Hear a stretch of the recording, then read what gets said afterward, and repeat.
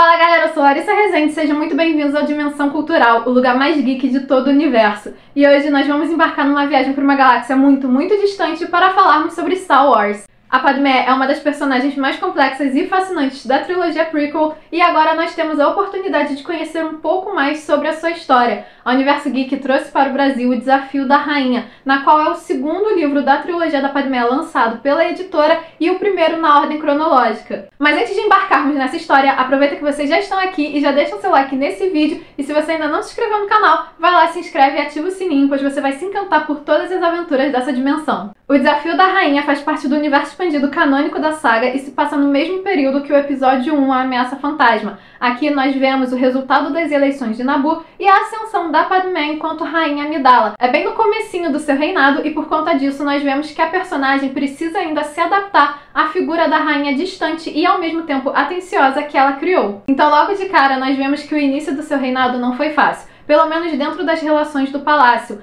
A Padmé precisa ainda encontrar o seu ritmo e também chegar a um acordo com o capitão da sua guarda, o Panais, que é super protetor e discorda de qualquer ideia que ela tenha que a coloque em risco. Na verdade, é bem interessante ver o desenvolvimento deles, pois eles parecem muito em harmonia no episódio 1, e nós vemos que não é bem assim, né? Que eles conseguem trabalhar juntos, que eles trabalham muito bem juntos, mas que eles ainda possuem alguns desentendimentos. E assim, eu preciso abrir um parênteses em relação ao nome do personagem que nos livros foi traduzido como Capitão Panais, mas nós sabemos que não é bem esse o nome dele. Eu super entendo a questão da mudança, porque de fato alguns personagens de Star Wars não ficam bem com seu nome em português, eles acabam despertando a quinta série que habita em nós, mas ainda assim é muito difícil, né? Assim, causa um certo estranhamento chamar o personagem de Capitão Panais para quem cresceu sabendo que o nome do personagem é Capitão Panaka. Mas além de toda a questão das eleições de Naboo, nós também temos a oportunidade de ver o momento em que a Padmé conhece as suas damas de companhia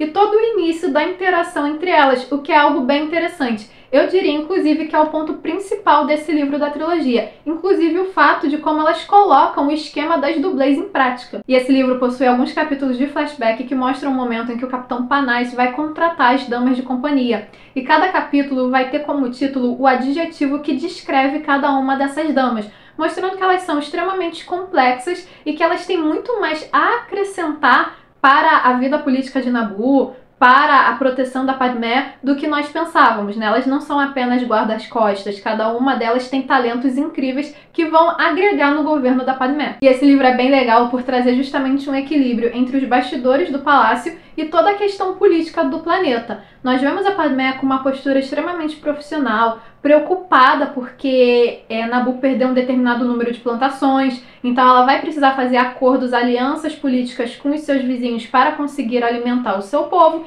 e ao mesmo tempo nós vemos que ela e suas aias passam por problemas comuns de adolescente. Afinal de contas, por trás da profissão, por trás de todo o trabalho delas, elas são pessoas normais, gente como a gente, que passa por problemas pertinentes à sua idade. E o livro traz isso de uma forma muito bem humorada. Afinal de contas, elas são adolescentes, elas vão passar por problemas por questões de amadurecimento e até mesmo por problemas dentro da amizade delas, né? E é muito legal porque a Mariak, que é uma das guardas do palácio e a esposa do Capitão Panais, ela vai entender isso e é ela que vai ser a ponte entre as meninas e o marido, já que o marido vai ficar extremamente nervoso quando ele precisa segurar alguma atitude de adolescente da Padmé ou das suas aias, né? Então, assim, como ela mesmo diz que ela já teve a idade das meninas, que ela também já foi adolescente e ela sabe pelo que as meninas estão passando,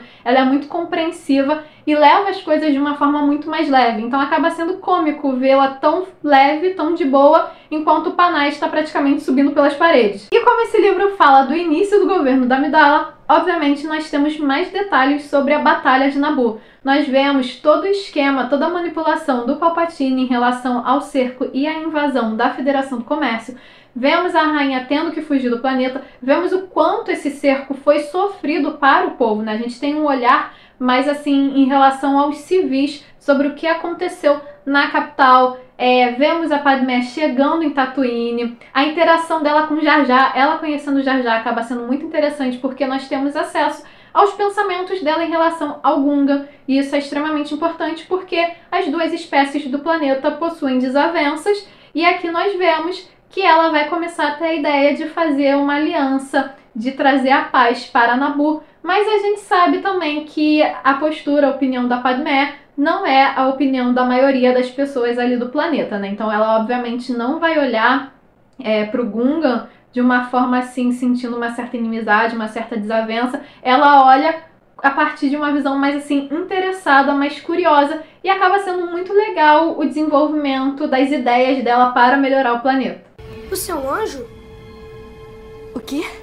Um anjo. Em relação a essa aventura da Padmé pela galáxia, mais especificamente em Tatooine, eu preciso dizer que existe uma pequena interação da Padmé e da Shmi aqui, bem pequenininha mesmo. A gente vê que elas não têm muito o que conversar, mas assim, é extremamente significativa e nós conseguimos ver o quanto a vida da Shmi e do Anakin impactaram a Padmé, toda essa questão da escravidão, o quanto isso vai incomodar a personagem. Além disso, nós vemos também que a personagem, ao chegar em Coruscant, vai ficar extremamente decepcionada com a burocracia dela, com a burocracia da política, né, da capital, e vai mostrar o porquê que ela quis se tornar senadora depois, né? De certa forma, a gente entende que ela quer continuar participando da política e que ela quer continuar fazendo coisas importantes, e a ideia dela de entrar no Senado é mais para ela tentar mudar essa estrutura, realmente fazer com que os senadores discutam o bem dos planetas do que o bem dos seus próprios interesses, né?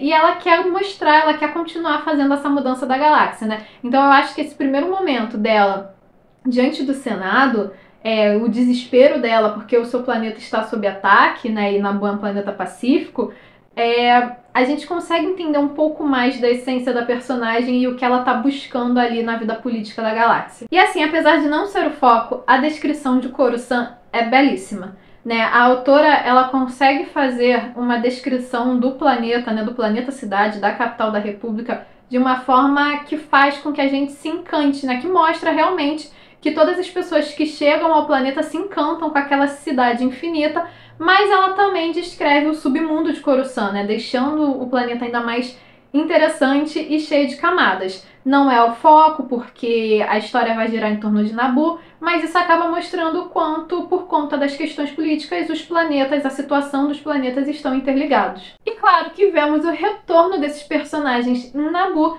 e a luta de todos, a união de todos para expulsar a Federação do Comércio no planeta. Nós temos uma pequena interação bem rapidinha entre o Anakin e a Sabé, né, que é a dublê da Padmé, que é muito fofinha e mostra o quanto o personagem é educado e generoso e se preocupa com as pessoas, né? Temos a participação, obviamente, do Qui-Gon e do Obi-Wan e um olhar diferenciado da luta dos Jedi contra o Darth Maul. É extremamente interessante essa parte porque ela vai preenchendo, né? O livro vai preenchendo as lacunas dos cortes de cena do episódio 1. Então a invasão de Naboo, ela acaba reforçando os laços entre os personagens. Quando o planeta é invadido e eles entendem que eles precisam se unir e utilizar suas habilidades ao máximo para lutar contra os inimigos, eles vão começar a compreender mais o outro e, consequentemente, a confiarem mais um no outro. Eu gosto muito da forma como a A.K. Johnston escreve sobre as personagens femininas de Star Wars. Ela traz essas personagens de uma forma humanizada. Elas são grandes heroínas, mas ao mesmo tempo elas são gente como a gente. E elas precisam encarar suas escolhas e as consequências dessas escolhas e os desafios que as obrigações delas a colocam em seu caminho, né? Então isso é extremamente importante. Aqui nós vemos uma Padmé que ela precisa se adequar à imagem de rainha, né? A trazer o equilíbrio entre a Amidala e a Padmé, e ao mesmo tempo encarar problemas políticos, problemas pessoais, começar a entender qual é o tom de voz da Amidala, qual é o tom de voz da Padmé, precisa entender que em certos momentos ela de fato precisa ser a Amidala, mas nos bastidores ela pode tirar a armadura de rainha e ser só a Padmé e falar normalmente com os outros. Então acaba sendo bem interessante toda essa dinâmica entre as personagens femininas. E aqui nós vemos que a Padmé ela constrói a imagem da rainha Amidala para proteger a sua identidade, para proteger a sua própria família e, consequentemente, ela sofre as consequências para isso, né? Ela se sente muito sozinha, não só pelo distanciamento com a família, mas por todos à sua volta. Quando ela veste a imagem da Amidala, ela cria uma barreira em que os outros não são permitidos atravessar, né? Então a gente vê o quanto a personagem precisa encarar certas responsabilidades, certos pesos, sozinha. A gente não conhecia os bastidores do palácio, da vida da Padmé, até agora. E uma outra coisa que me chamou a atenção em relação à escrita da autora foi como ela estruturou a trilogia da Padmé. Em todos os livros nós temos um prólogo que vai apresentar um momento super importante da personagem de uma forma subjetiva e encantadora que vai chamar a atenção do fã e que é meio que ela espelha o prólogo no epílogo, né? O epílogo acaba tendo uma escrita também parecida com o prólogo, até parece que o momento está se repetindo, mas são momentos diferentes, né? São momentos da vida das personagens que são apresentadas de uma forma similar, mas são momentos completamente diferentes. E aí, quando o fã se depara com esses dois momentos, com o início e o final do livro assim, a gente sente assim uma paz, uma harmonia na escrita que faz com que a leitura seja ainda mais gostosa, que o desenvolvimento da história seja ainda mais atrativo. Eu gosto bastante da forma como esses momentos são apresentados e eu confesso que quando eu li esse primeiro momento, que eu já fiquei bem emocionada, já foi bem interessante, e eu li o final e eu vi, né, esses momentos assim espelhados, realmente foi algo extremamente mágico e eu fiquei encantada com a forma como esse livro terminou. Então o Desafio da Rainha traz de uma forma dinâmica e envolvente um aprofundamento sobre os bastidores políticos de Naboo, incluindo momentos que aparecem no episódio 1, mas a gente vê esses momentos pelos bastidores e também através do olhar de personagens coadjuvantes. Além disso, acaba sendo muito interessante também conhecermos um pouco mais das damas de companhia da Padmé e também conhecer toda a capacidade dessas personagens, mostrando que elas têm muito mais a acrescentar ao governo da Amidala, ao seu planeta Naboo, né? Enfim, muito mais do que aparece, né, assim, nas produções de audiovisual. Então, assim, se você curte o contexto político das prequels, se você curte essas personagens, se você é fã de Star Wars, de todo esse universo construído, de toda essa política construída, definitivamente esse livro é essencial na prateleira de vocês. E aí, o que vocês acharam de O Desafio da Rainha? Curtiram? Já tinham lido essa história? Não? Ficaram curiosos? Ficaram com vontade de ler? Deixe a opinião de vocês aí nos comentários e não se esqueça de curtir esse vídeo e de se inscrever no canal para continuar acompanhando as nossas aventuras. Nos vemos na próxima!